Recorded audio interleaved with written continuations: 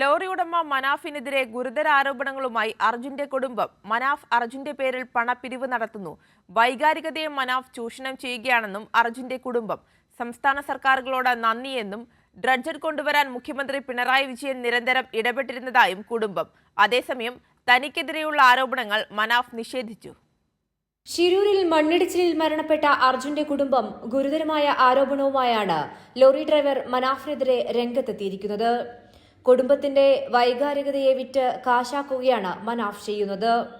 YouTube ചാനലിൽ വ്യൂവേഴ്സിനെ കൂട്ടാനാണ് മനാഫിന്റെ ശ്രമം. 75,000 രൂപ അർജുന് ലഭിക്കുന്നു എന്ന കള്ളപ്രചാരണം നടത്തി. തങ്ങൾക്ക് വേണ്ടി ആരും ഇനി പണം നൽകരുത്. സർക്കാർ അർജുന്റെ ഭാര്യയ്ക്കും മകനും ജീവിക്കാനുള്ള അവസരം ഉണ്ടാക്കിയിട്ടുണ്ട് എന്നും അർജുന്റെ സഹോദരി ഭർത്താവ് ജിതിൻ പറഞ്ഞു. ഈ 75,000 രൂപ സാലറിയിൽ ഞാൻ വ്യക്തമായിട്ട് പറയാം, ആ വൈകാരികത ഇദ്ദേഹം ചൂഷണം ചെയ്തു. പല രീതിയിൽ നിന്ന് പല കോടിയിൽ നിന്ന് ഫണ്ട് സ്വരൂപിക്കുന്നുണ്ട് എന്നത് ഞങ്ങൾക്ക് വ്യക്തമായിട്ട് അറിയാം. ഈ ഒരു ഫണ്ട് പോലും ഇതുവരെ ഞങ്ങൾ സ്വീകരിച്ചിട്ടില്ല. ഇനി ഞങ്ങൾ അങ്ങനെ ഫണ്ട് സ്വീകരിക്കുകയില്ല. കാരണം കൃഷ്ണപ്രിയയ്ക്കാണെങ്കിലും മോനായാലും ജീവിക്കാൻ വേണ്ട ഒരു സാഹചര്യം ഇവിടുത്തെ ഗവൺമെൻറ് ഒരുക്കി കൊടുത്തിട്ടുണ്ട്. പിന്നെ അച്ഛൻ്റെ അമ്മയും കുടുംബത്തിൻ്റെ ഞങ്ങളെല്ലാവരും ഒരുമിച്ച്, ഞങ്ങൾ ഏത് ഘട്ടങ്ങളിലാണെങ്കിലും ഒരുമിച്ച് തന്നെയാണ് മുന്നോട്ട് പോയതും. അതേ രീതിയിൽ തന്നെ ഈ കുടുംബത്തിന് ഒരു പോറൽ പോലും ഏൽക്കാതെ സംരക്ഷിക്കാൻ പറ്റുമെന്ന് ഞങ്ങൾക്ക് ഉറപ്പുണ്ട്. മനുഷ്യത്വമുണ്ടെങ്കിൽ വൈകാരികതയെ വിറ്റ് പണം മനാഫ് ഉണ്ടാക്കരുത്. തുടക്കത്തിൽ മനാഫും ഈശ്വർ മാൽപ്പയും ഒപ്പം നിന്നു. എങ്കിലും പിന്നീട് നാടകീയ രംഗങ്ങളാണ് അവർ ഉണ്ടാക്കിയത്. മുഖ്യമന്ത്രി പിണറായി വിജയൻ ഡ്രഡ്ജർ കൊണ്ടുവരാനായി നിരന്തരം സമ്മർദ്ദം ചെലുത്തി.